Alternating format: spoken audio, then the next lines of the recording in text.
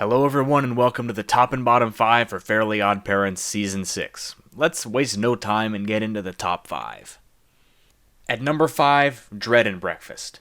At number 4, Merry Wishmas. At number 3, Momnipresent. At number 2, Wishology. And number 1, the best episode of Season 6 is Cheese and Crockers.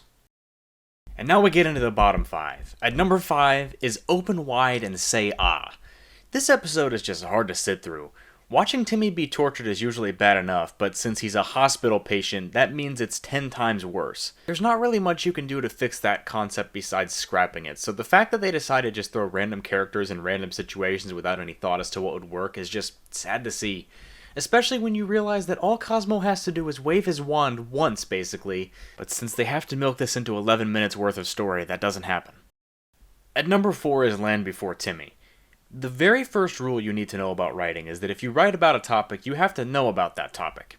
In this episode, the people that wrote it did not know how technology works, or at least, they didn't show that knowledge very well. And because of that, the entire episode falls flat.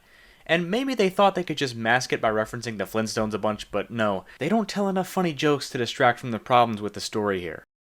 Number 3 is Oddparents. I can excuse twist endings most of the time, but when they're used to cheat, I have a problem. None of the suspense that happened in this episode was earned at all. The episode makes it pretty clear how these pirate guys are supposed to be dangerous, but they really aren't because of a chicken bone. Yeah, it's dumb reasoning, and what cements its spot on the list to me is Wanda repeatedly letting their young child put them in apparent danger just to teach him a lesson.